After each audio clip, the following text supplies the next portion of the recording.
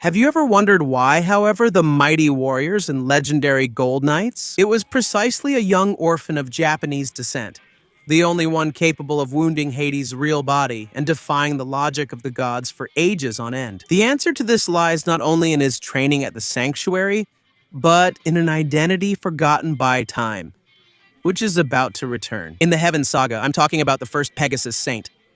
Hello, knights and amazons. Welcome to the channel Sempre Quis Saber. I'm Wesley, and in today's video we're going to talk about the soul of the first Pegasus Saint, which inhabits Seiya's body. This is one of the most epic theories and possibilities in the Saint Seiya universe. Will Seiya awaken the soul of the first Pegasus Saint in the Zeus Saga? Share your thoughts in the comments, and don't forget to like, subscribe, turn on notifications, and enjoy the video.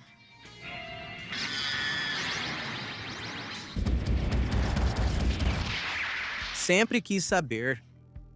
To understand what's coming in the Zeus Saga, we need to look back. In the universe of Saint Seiya, Athena's sanctuary is not just a military base, but the epicenter of cosmic forces that have protected the Earth for millennia. Located in Greece, it is protected by the 12 houses of the zodiac and led by the reincarnation of the goddess Athena, who, in our era, is Sayori Kido. Since ancient times, the Pegasus Knight has always been by Athena's side. But Seiya is not an ordinary knight.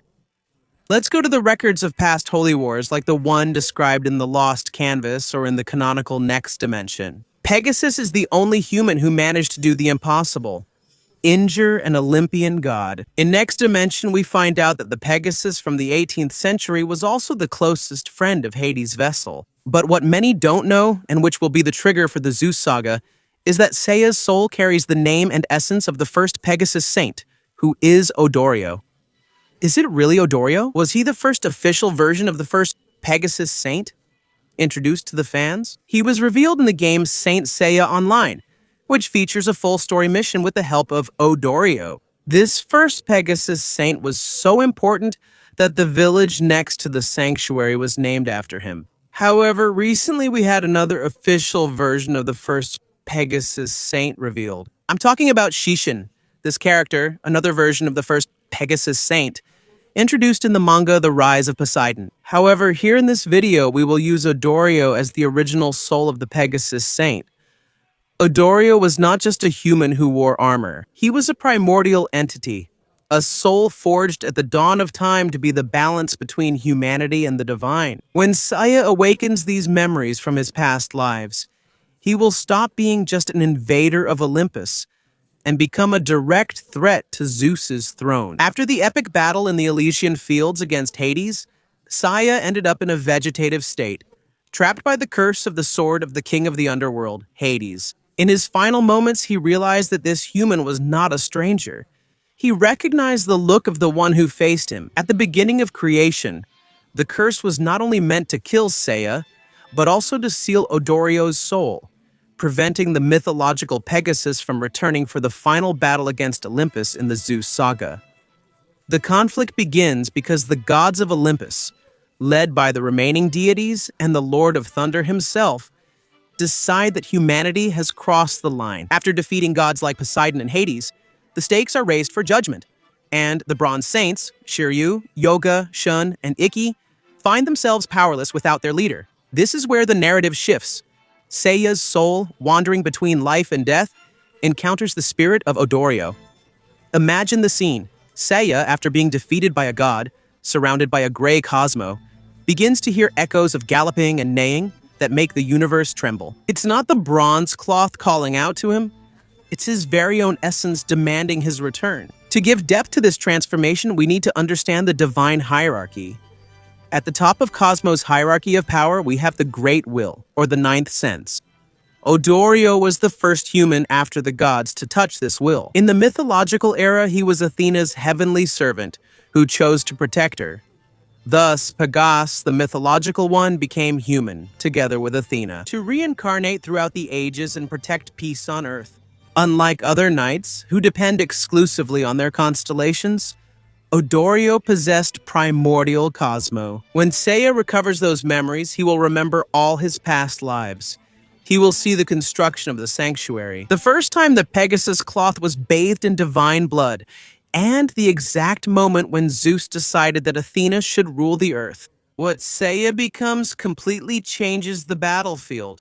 He comes to know the weaknesses of each Olympian deity because he was there when they were established. He knows the secret of the Kamui, the original armors of the gods, and knows how to overcome them. The narrative intensifies when the celestial angels and the warriors of Zeus attack the sanctuary. Athena's barrier is weakening just as one of Zeus's generals is about to deliver the coup de grace. Among the Bronze Knights, a thunderous sound echoes throughout Greece. It's not a meteor, it's an explosion of golden and blue cosmo, colors that represent the union of human hope with mythological strength. Seiya stands up, but he doesn't shout for Athena.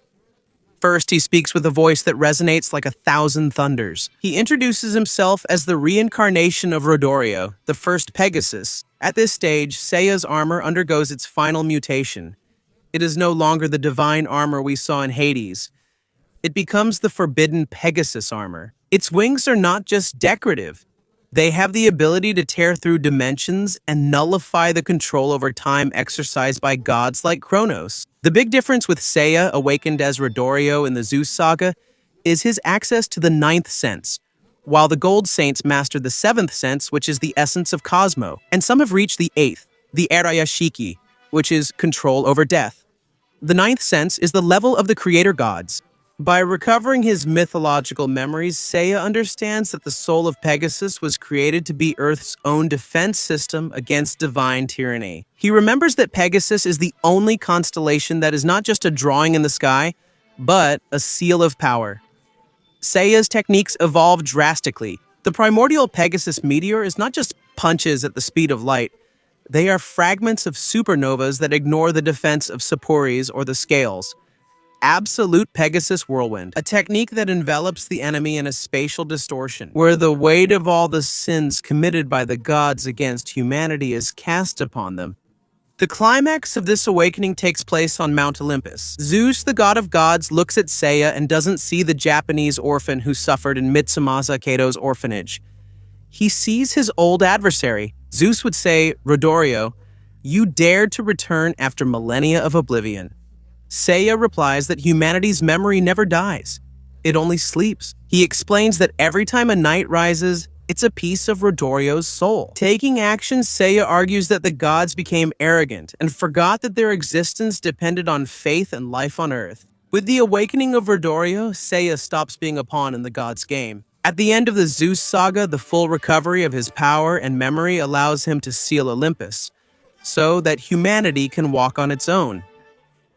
Seiya, now with the awareness of all his incarnations, he decides that Rhodorio can finally rest. But the legend is written in the stars. The man who became a god so that the gods would once again become only myths. So, what did you think of this theory about Seiya's evolution in the Heaven Saga? Is Rhodorio's awakening the only path to victory against Olympus? Comment your theory down below so I know. And, of course, thank you for watching this video until the end and see you next time. Burn your Cosmo to infinity.